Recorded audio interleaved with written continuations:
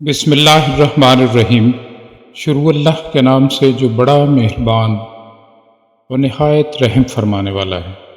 رشتے خون کے نہیں احساس کے ہوتے ہیں۔ احساس ہو تو پرائے بھی اپنے، اور نہ ہو تو اپنے بھی پرائے۔ عبادت کی تمنا عطا ہے، اور عبادت کا اظہار کرنا نفس ہے۔ چند آدمی جن تک رسائی ہوتی ہے، کم از کم وہاں تک تو بے ضرر ہو جائیں اور منفعت بخش ہو جائیں۔ اسلام کے حوالے سے آپ اللہ کے سامنے جواب دہ ہو۔ کسی انسان کو اپنے سامنے جواب دہ نہ کرنا جب تک آپ اپنے آپ کو اللہ کے سامنے جواب دہ نہ پاؤ۔ اللہ کے ساتھ وابستہ ہونا زندگی ہے، اور خدا سے غافل ہونا موت، چاہے یہ اسی زندگی کے اندر ہے۔ حکمت کہاں سے ملے گی؟ حکمت کربلا سے ملے گی۔ اگر کربلا کا سردار کہا جائے علی رضی اللہ عنہ کو، تو حکمت علی رضی اللہ عنہ سے ملے گی، اور اگر علی رضی اللہ عنہ کو نبی پاک صلی اللہ علیہ وآلہ وسلم کے علم کا دروازہ کہا جائے تو پھر کہاں سے ملے گی؟ نبی صلی اللہ علیہ وآلہ وسلم کی حکمت علی کے ذریعے، تفسیر کہاں ہے؟ کربلا کے ذریعے۔ ناکام ہونے کا بہترین طریقہ یہی ہے کہ انسان دو منصوبوں پر کام کرے۔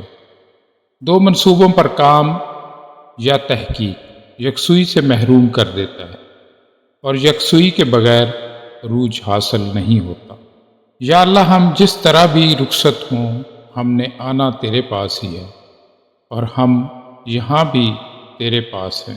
یا رب العالمین، ہم نے چھوٹے چھوٹے مقاصد رکھے ہوئے ہیں، مہربانی فرما کر ان کو پورا فرمانا تاکہ ہم شکر کا کلمہ بجا لائیں۔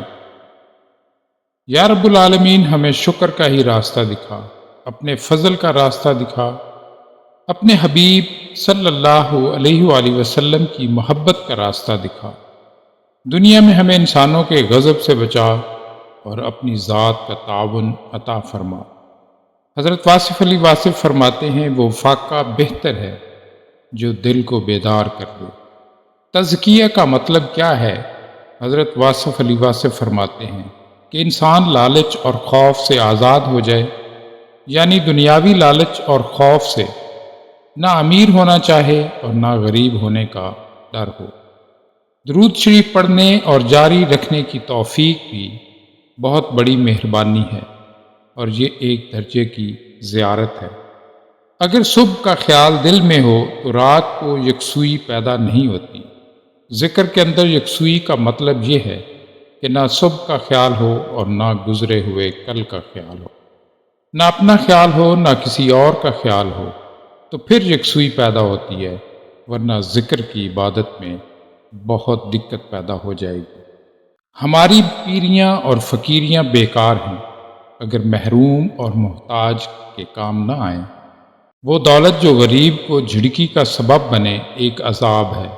لعنت ہے وہ طاقت جو غریب کی حفاظت نہیں کرتی بلکہ اسے ڈراتی ہے۔